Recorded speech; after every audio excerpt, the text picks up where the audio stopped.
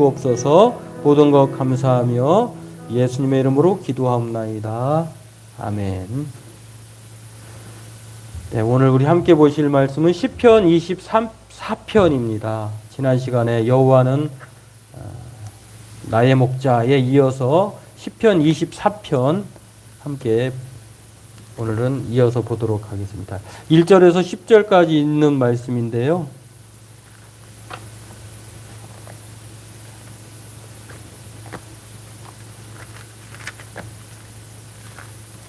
같이 읽도록 하겠습니다.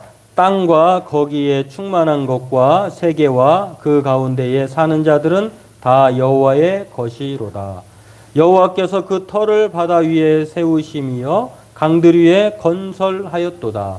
여호와의 산에 오를 자 누구며 그의 거룩한 곳에 설 자가 누구인가? 곧 손이 깨끗하며 마음이 청결하며 뜻을 허탄한 데 두지 아니하며 거짓 맹세하지 아니하는 자로다. 그는 여호와께 복을 받고 구원의 하나님께 의를 얻으리니 이는 여호와를 찾는 족속이요 야곱의 하나님의 얼굴을 구하는 자로다. 셀라. 문들아 너희 머리를 들지어다. 영원한 문들아 들지어다. 영광의 왕이 들어가시리로다. 영광의 왕이 누구시냐? 강하고 능한 여호와시요 전쟁에 능한 여호와시로다. 문들아 너희 머리를 들지어다. 영원한 문들아 들릴지어다. 영광의 왕이 들어가시리로다. 영광의 왕이 누구시냐? 만군의 여호와께서 곧 영광의 왕이시리로다. 셀라. 아멘. 네, 오늘 말씀은 하나님이 기대하시는 것이라고 하는 내용으로 제목으로 함께 은혜 나누고 기도하기를 원합니다. 네, 오늘 본문도 지난 시간에 이어서 저자가 다윗입니다. 다윗이 시편 150편 중에 74편 정도인가 8편 정도인가 정확하게는 기억나지 않습니다만 거반 다윗이 저자예요. 그 밖에도 많은 저자들이 있는데 그 정도로 다윗이 시편 말씀을 많이, 또 다윗의 생애를 보면 참 우여곡절이 아주 많은 사람입니다. 그러니까 사건 사고 우여곡절이 많은 사람은 하나님 앞에 또 은혜의 경험도 많을 것입니다. 마찬가지로 다윗이 오늘 본문을 통해서 우리에게 주는 교훈을 통해서 하나님이 어떤 분인지, 그리고 하나님이 우리에게 무엇을 기대하는지를 살펴보고 이것을 통해서 함께 은혜의 시간 또 기도하는 저와 여러분 되기를 원합니다. 먼저 다윗은 1절, 2절 그리고 7절, 10절에서 하나님이 어떤 분이신지 누구이신지를 말하고 있습니다. 1절, 2절에 보면은요, 땅에 충만한 것과 세계와 그 가운데에 사는 자들은 다 여호와의 것이로다. 여호와께서 그 터를 바다 위에 세우시며 강들 위에 건설하셨도다라고 말씀하고 있고요. 또한 7절에서 10절을 보면은 영광의 왕으로 이렇게 전쟁에 능하신 여호와 이렇게 말합니다. 다시 말해서 다윗이 소개하고 있는 하나님은 창조주이자 전능하신 왕이신 하나님, 그리고 전쟁에 능하신 하나님. 여기서 전쟁은요, 그냥 우리가 전략적 무기를 해가지고 그 전쟁을 승리하는 그 최첨단 무기, 그런 우리가 보이는 전쟁을만 말하는 것이 아니라 당시에는 다윗이 전쟁도 많이 했기 때문에 피를 흘리는 손으로 때문에 성전을 못 짓고 아들에게 넘겨주었잖아요. 하나님이 못 짓게 했는데 그렇게 싸워서 보이는 사람과 또 현재의 삶을 통해서 전쟁이라고 하는 그런 뺏고 빼앗기는 그것을 통해서 나라를 영토를 넓혀가는, 그리고 평안을 구하는 그런 전쟁도 전쟁이지만 보이지 않는 전쟁도 말해요. 그러니까 하나님은, 오늘 다윗이 말하는 하나님은 천지를 창조하신 하나님, 그 하나님이 왕이자 또한 전쟁에 능하신, 영육 전쟁을 능하신 백전백승을 하시는 하나님으로 이렇게 소개합니다. 그렇습니다. 저와 여러분에게 하나님은 어떤 분입니까? 하나님은 그냥 나와 전혀 관계없는 분이 아니라 하나님께서 우리를 최적의 환경에서 살아갈 수 있도록, 그리고 또 그의 삶을 예비하시고 인도하시고 또 그리스도 예수의 날까지 끝까지 함께 하시는 그 하나님으로 오늘 다윗이 말한 것처럼 그 하나님이 우리의 하나님이라고 하는 것입니다. 창세기 1장 1절에도 보면은 뭐 성경의 시작이 마찬가지잖아요. 태초에 하나님이 천지를 창조하셨느니라. 하나님이 천지의 창조주라고 하는 것을 그렇게 말씀하고 있습니다. 뿐만 아닙니다.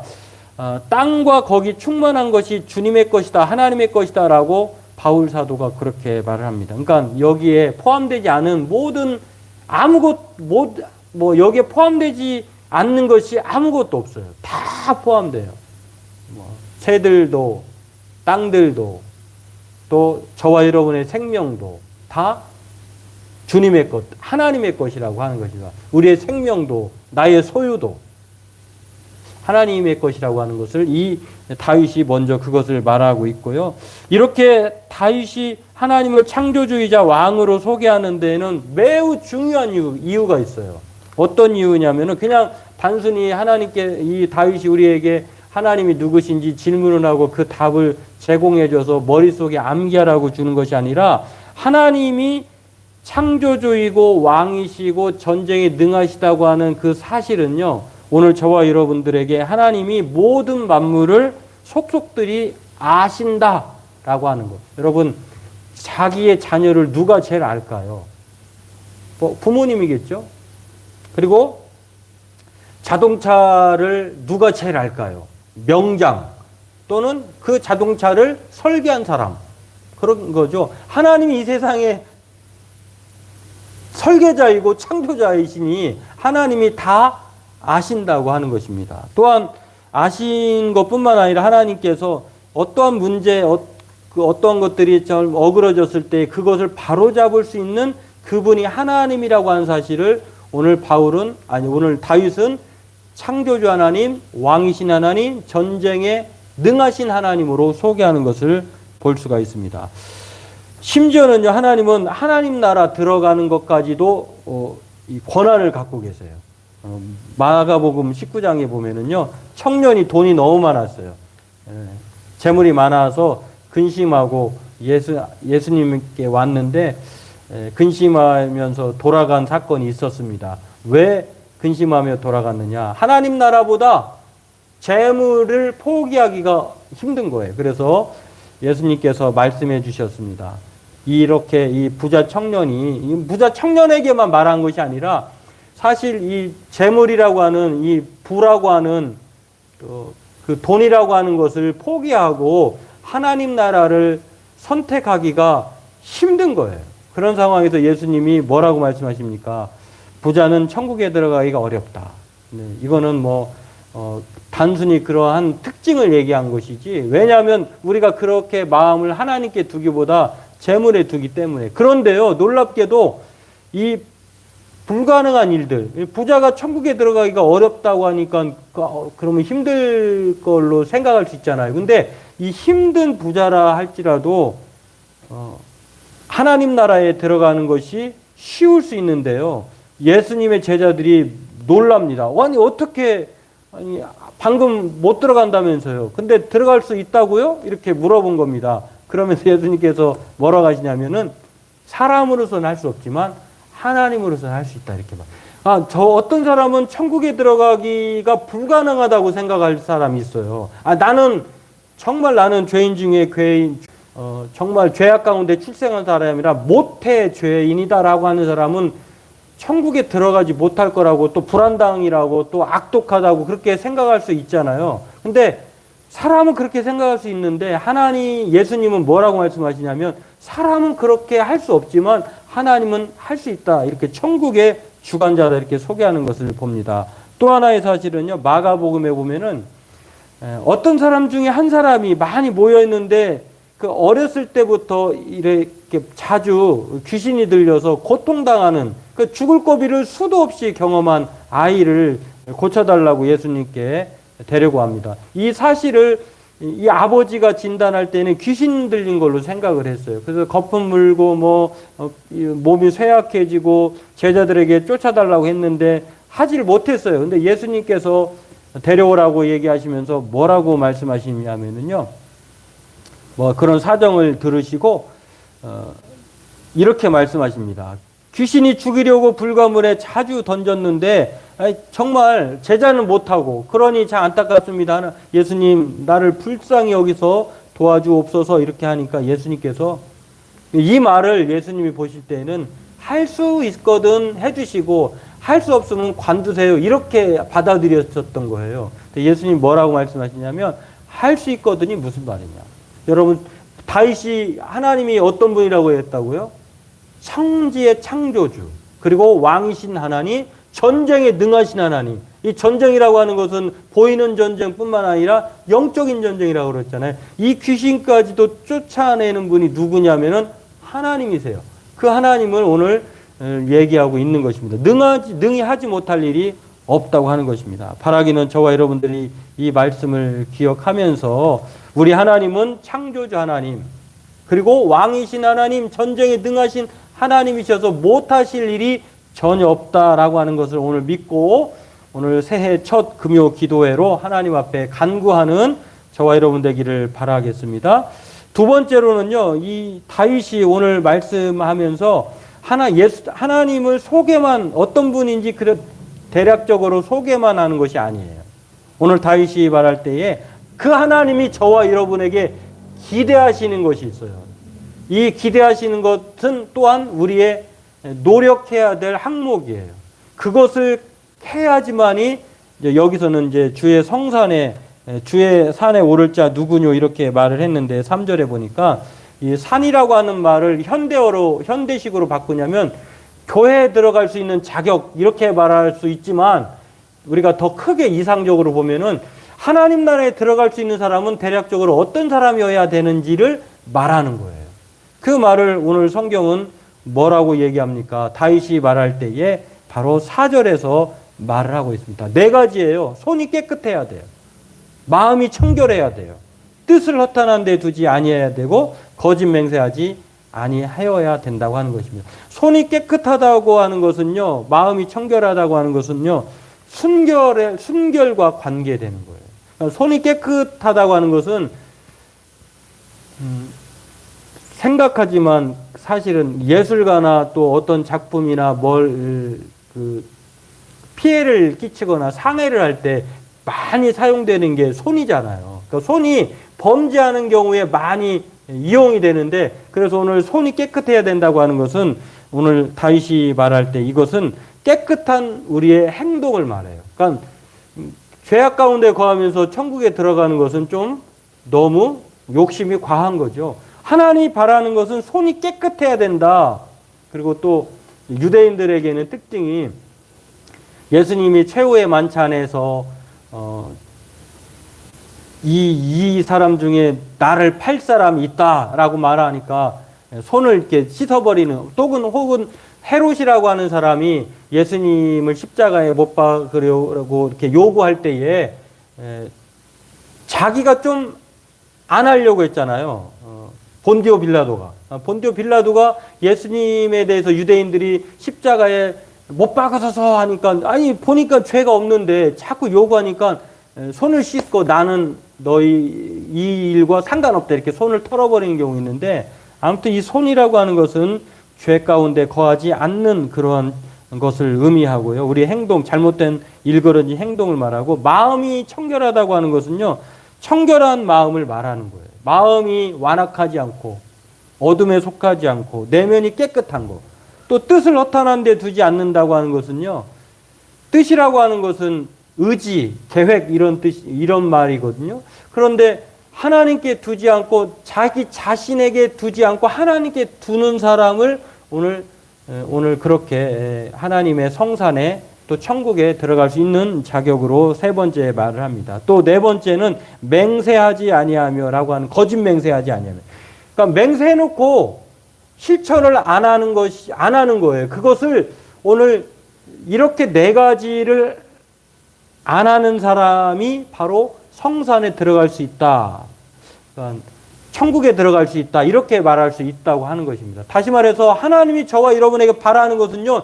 진실하고 순결한 거룩한 사람을 원하셔요. 하나님을 믿는 사람들은 정말 손이 깨끗해야 되고 마음이 청결해야 되고 또 뜻을 허탄한 데 땅에 두지 않고 자기 욕심에 사욕에 두지 않고 하나님에게 두고 말한 바를 실천하는 그런 거짓 맹세하지 않는 진실한 사람이어야 한다고 하는 것입니다. 여러분, 이 네 가지에서 여러분은 점수가 얼마나 될까? 25점씩이라고 한번 해보세요. 아, 나는 좀 손이 깨끗한 편이야. 완전히 깨끗하지는 않지만 좀 깨끗한 편이야. 하나에 25점씩 했을 때에. 좀 실망스러울걸요? 이 네 가지 항목을 100점 만점으로 두었을 때에 우리가 이 100점 만점에 해당되는 사람은 이 땅에 아무도 없어요. 그럼에도 불구하고 이 네 가지를 다윗이 하나님 앞 성산에 오를 자로 이렇게 말하고 있는 것은요, 다른 이유가 있습니다. 어떤 이유냐면, 비록 우리가 이 네 가지 항목에 온전하지 못한다 할지라도, 그럼에도 불구하고 100% 행하지 못한다고 하더라도 100% 원하기는 해야 된다는 사실을 우리에게 가르쳐줘요. 우리가 이것을 네 가지를 100점 만점으로 그렇게 환산하려고 할 때에 그렇게 다 실망할 수밖에 없는 점수를 가질 수밖에 없지만, 그럼에도 불구하고 우리가 이 100%를 100점 만점으로 우리가 막기 위해서 노력해야 된다는 사실을 제시하고 있는 것입니다. 아이고, 나는 형편없으니까 포기하배를 해. 이것이 아니라 우리가 하나님이 진정으로 바라시는 것이 있다고 하면 정말 하나님을 사랑한다고 하면요, 어떻게든지 이 네 가지를 통해서 우리가 하나님께 순종하려고 애쓸 것입니다. 이것을 얘기하고 있고요. 또 하나는 이 네 가지를 통해서 우리에게 가르쳐 주는 것은 여전히 역시 우리는 불가능한 사람이야. 오호라, 나는 공고한 사람이구나 라고 하면서 가슴을 치면서, 그럼 어떡하지? 아, 그렇구나. 이 네 가지를 완전하게 지키신 그분, 바로 예수님을 통해서 우리가 다시 한번 희망을 갖게 되는 거예요. 비록 내 자신은 네 가지 항목에서 실망할 수밖에 없는 낙제 점수이지만, 예수님이 이 네 가지를 온전하게 100점 만점으로 지키신 분이라고 하는 것입니다. 그렇기 때문에 오늘 예수님을 통해서 저와 여러분들이 예수님을 통해서 그냥 의롭게 되는 거예요. 100점 만점의 사람이 되어서 하나님의 성산에 올라갈 수 있는 자격이 얻게 된다고 하는 것입니다. 그렇습니다. 성경은요, 예수님의 손을 깨끗한, 예수님께서 못 박히신 그 손, 사실은 그 손은 깨끗한 손이에요.